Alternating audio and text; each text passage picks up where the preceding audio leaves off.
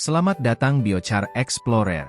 Di video kuliah tentang biochar, kali ini, kita akan menjelajahi arang yang memiliki potensi luar biasa untuk mengubah tanah kita. Mari kita simak materi tentang sejarah biochar ini. Biochar adalah arang yang dihasilkan dari biomasa seperti kayu, ranting, dan jerami. Proses pembuatannya dikenal sebagai pirolisis, yaitu pembakaran tanpa udara. Meski terdengar sederhana, biochar memiliki sejarah panjang yang kaya dan nilai ekonomi yang terus berkembang, dengan valuasi mencapai 4 miliar dolar Amerika pada tahun 2025. Biochar bukanlah teknologi baru, ia telah menjadi bagian dari praktik pertanian tradisional di berbagai budaya di seluruh dunia selama berabad-abad. Bahkan, biochar diciptakan melalui proses yang dikenal sebagai terra preta, yang ditemukan dalam praktik tebang pindah oleh masyarakat kuno. Bukti arkeologis menunjukkan bahwa biochar telah digunakan oleh orang Mesir kuno, Yunani, Romawi, penduduk asli Amerika, dan aborigin Australia. Di Jepang, pada tahun 1697, biochar dikenal sebagai pupuk api. Dan informasi ini diabadikan dalam buku karya Matsumoto yang berjudul Honzo Zokus. Buku tersebut mencatat berbagai teknik pertanian tradisional, termasuk penggunaan biochar dalam meningkatkan kesuburan tanah. Pada tahun 1915, masyarakat Cina mulai memanfaatkannya untuk meningkatkan kesuburan lahan, terutama untuk pertumbuhan bibit padi. Pada tahun 1931, Zhongming Tang dari Cina bahkan mengembangkan mobil berbahan bakar arang, menunjukkan betapa serbagunanya material ini.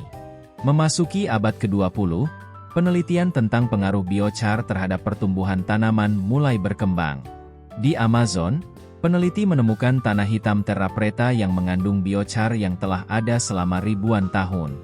Tanah terra preta, dengan kandungan biochar dan unsur hara yang tinggi, dikenal sangat subur.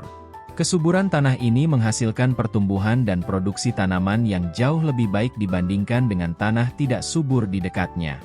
Seiring dengan kemajuan zaman, International Biochar Initiative, IBI, didirikan pada tahun 2006 di Philadelphia. Organisasi ini, yang diwakili praktisi dan ahli dari banyak negara, bertujuan untuk mempromosikan pengembangan biochar berkelanjutan dengan fokus pada standar kualitas dan sertifikasi.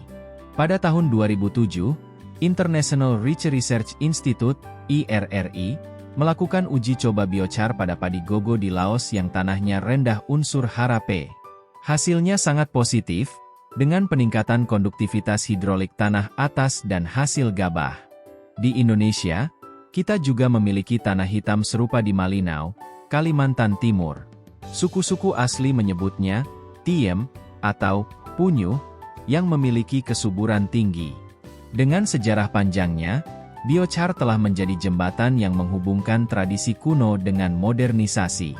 Kini, biochar menjadi solusi penting dalam menghadapi tantangan dunia saat ini, dari degradasi tanah hingga pertanian berkelanjutan dan ketahanan pangan.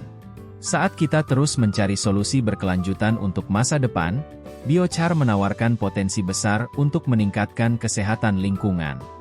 Mari kita pelajari lebih lanjut tentang biochar dan bagaimana ia dapat mengubah tanah kita. Terima kasih telah menonton.